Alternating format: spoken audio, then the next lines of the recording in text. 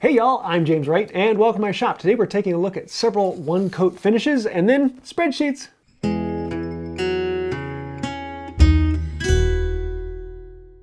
So I did a video not too long ago on Rubio Monocoat. It is my go-to furniture finish. But that made me wonder, I've never actually compared it one-to-one. I've used Osmo and Aldi's and some other things in the past, such as boiled linseed oil, but how does it actually compare, and can I put a number on it? On top of that, a friend of the channel sent me this rustic lumber wood oil, which is basically kind of like a knockoff of Rubio, but much cheaper. The interesting thing is, some of these are actually designed for wood floors, and they say sand it to around 180, or if you're doing it on furniture, maybe up to 220. And I'm like, well, most of the time I sand a little bit higher than 220, or most of the time I'm just going to plane or scrape it. I wonder what the differences of absorption and actual use are between scraping, planing, and just sanding. That means we have variables to test, and that means spreadsheets. Now, I could let this get completely out of hand and do a whole bunch of different finishes, but I decided to limit it to these, which are basically one-coat finishes. We have boiled linseed oil, which is my favorite. And yes, you can put multiple coats of boiled linseed oil, but the way I like to do it is just one big heavy coat, let it soak it in, and then put paste wax on top of it. Now the paste wax is technically a second coat, but we'll put that aside for the moment. Next, Rubio Monocoat, because it is monocoat. And very similar to it is Osmo, which a lot of people have wanted to compare, but Osmo says on it, you probably want a second coat on there. Well, let's do that comparison as well. And then of course there's Odie's, which is kind of the artsy-fartsy version of it. But it's one coat, and it's only a single piece, whereas this needs a two-part, and Osmo is only a one-part. And then there's this one from Rustic Lumber. Kind of like this, it comes in a two-part case, but we'll see how they compare. And then of course we want to test them 3 times each. One of them as sanded, one of them is planed, and one of them is scraped, and see, does that actually make a difference in its durability, its sheen, its comparison. Now, some of this is going to be subjective of which one looks better, but some of it I want to be very objective, and for that I have this gloss meter. What this does is it bounces the light off of the surface and sees how much of it is actually reflected back. And so it gives you a number from 0, which is there's no reflecting, all the way up to 100, which means 100% of it is reflected. So the more light that's reflected, the smoother, the more shiny, the more glossy the surface. Now some people really want a matte finish, and some people really want a glossy surface. So if it's under 30, it's generally considered to be a matte finish. 30 to around 50, 60 is in that semi-gloss, and then above that you're talking gloss. And all of these are very matte. Now there are top coats you can put on to make them glossy, but to do a one-to-one comparison, I'm just doing the simple finish without any extra top coat, so they are all just that. So we got 3 pieces of red oak, and I tried to get ones where a very similar grain from one board to the other. As a matter of fact, these all came out of the same tree. I split each one up into 6 different segments so that we can compare them one-to-one, and I tried to leave raw wood in between so there is a control comparison to each one. One board we sanded, one board we planed with a really nicely set up smoother, and one we scraped with a card scraper. Normally I would then hit the card scraper or the planed with a 400 grit sandpaper or something of that nature, but in this case I just left them raw. And then I applied them all according to the manufacturer's recommendation. Now with the one case of Osmo, I wanted to see how it was one coat so that I could compare it to all of these.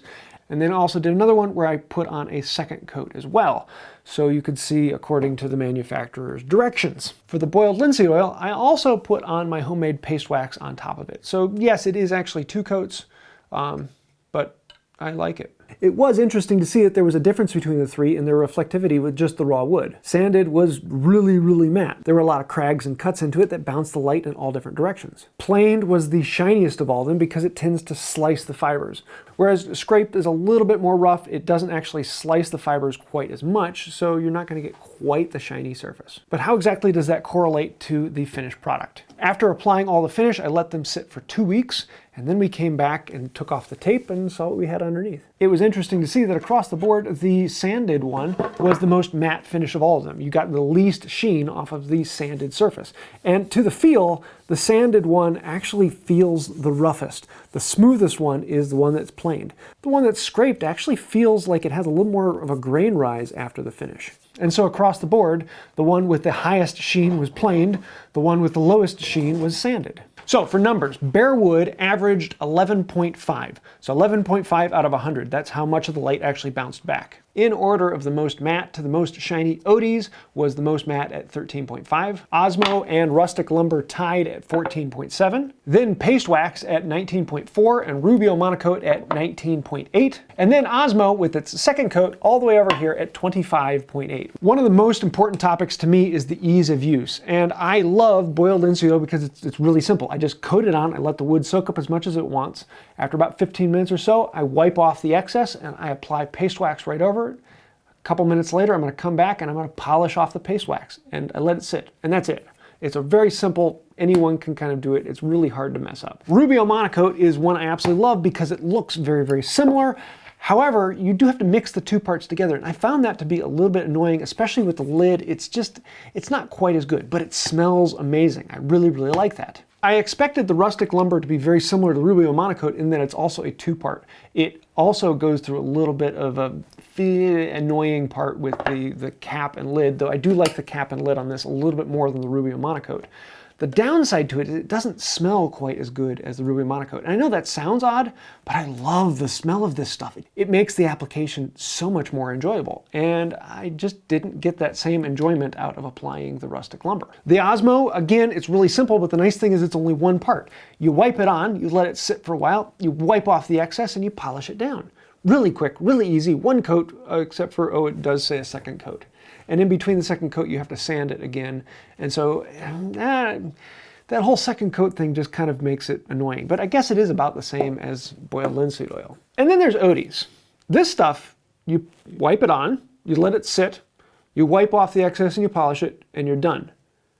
It's the only one here that's really, truly a single coat, which is really, really nice. And it smells really, really good. It smells very much like the Rubio Monocoat. I really like this. It's very simple, really nice. I wonder if that would be enough to make me bump it off of boiled linseed oil. So for the durability, I dragged my keys across each one 3 times. I tried to make them about the same. And in all honesty, because these aren't film finishes, they all leave the wood surface there. And I didn't see a whole lot of difference between them. There was a slight variances one way or the other, but nothing really notable. As to durability, the initial, they're all pretty well equal. Now, I do have to put a big caveat on boiled linseed oil with the paste wax. Paste wax will rub off over time. It is something that you have to reapply it regularly. So if you want to go this route, just understand it's not going to be durable in the long run, whereas these tend to be very durable in the long run. Rubio Monocoat I've had on my table for almost 4 years as a dining room table with kids. It is incredibly durable. The nice thing about all these, if you do have scratches or issues, you can sand, polish, clean, and then go reapply and spot apply it. You get a really nice thin coat. The one caveat to that is the Osmo, because it does layer up on top of itself really well, you might want to be careful that you might have some spots that are a little more of a sheen than others. But for the rest of these, you wipe it on over top of it and it doesn't actually stick to itself, so you get a nice even coat even though you spot sanded an area. Next, I put water on each surface and I saw how much they beat it up. With the single coat of the Osmo, it wasn't that good. But with the second coat, all 4 of these were almost identical. The water just looked the same beating up on top. The odd one was the boiled linseed oil and paste wax. The water just almost formed a sphere on top of it. It didn't even touch the wood. It was hydrophobic. But I know that's mostly just because it's been recently coated with wax. And as the wax wears down, it's going to do that less and less and less. So 6 of one, half dozen another. So I let that water sit on the surface, and then I realized, wait a second, I've got my white rag. Yes, this rag is actually white. However, it has been turned black from over the years because it's what I used to wipe off my diamond plates. This is impregnated with steel because it's been wiping off my diamond plates. And that means if this towel gets anywhere near oak, it will stain the oak and it will react with the tannins and it will turn black. So it's a great way to see how will the finish protect against it. So I very carefully put a dollop of water from the rag onto each surface. And I let them sit and I saw what the light staining would be. I didn't wipe it in, I just let the water touch the surface. A little while later I came back and I wiped off the excess, and most of them were pretty good. The boiled linseed oil let a little bit through it, and that was kind of something I expected because it's not a very protective finish. But also very surprising, the Odie's let a lot through as well, and it stained up more than any of the others. The rest of these 3 were about the same. None of them I really saw any water damage. However, I did see the tannin leaking through a lot on the Odie's and on the boiled linseed oil. And lastly, we went for the torture test. We put soy sauce on, and then I used this rag again, but rather than putting a few drops on, I did a smearing campaign and I rubbed it into the work. I put 4 strokes with a wet rag into each surface, making sure I had a new spot on the wet rag at each surface. So we put the same amount of actual metal into the oak, and the oak went, to really push the torture, I let it sit on there for almost 2 hours. And then we came back and wiped it off to see what was the difference. And I have to say, I was really impressed by some of these. The 2 coats with the Osmo, there was almost none on there. There's a couple little bit of stainings here, but if I scrubbed it a little bit more, I could probably get that out. The problem was, if I scrub it too much, I'm gonna get down through the finish, and this is a little bit harder to reapply on others. The Rubio Monocoat was incredible. This middle one with the plain surface, I don't even see any staining on it. There's a tiny bit with the sanded surface, tiny bit with the scraping surface, but almost nothing. This was incredibly durable to that staining. On the other end of the spectrum, there was the rustic lumber and the Odie's. These really did not stand up well to that staining. I scrubbed them trying to get it out, and they're there, especially on the sanded one. That took up a lot more. The planed one is a little bit less, but yeah, they didn't hold up well to the staining on there. And then last off, we have to talk about price, because yeah, price is a thing. The cheapest and best bang for the buck is making your own boiled linseed oil and paste wax. However, that's very time consuming. This is something you're gonna have to reapply over and over again, so time is money and that gets expensive. But right off the bat, it's dirt cheap. The next cheapest was the rustic lumber. This was actually relatively affordable at 19 cents per square foot. It goes on really well and it wipes out very, very well, and it's really affordable. It's kind of like Rubio Monocoat, but Odie's is only 28 cents per square foot, so a really good price. Very good bang for the buck.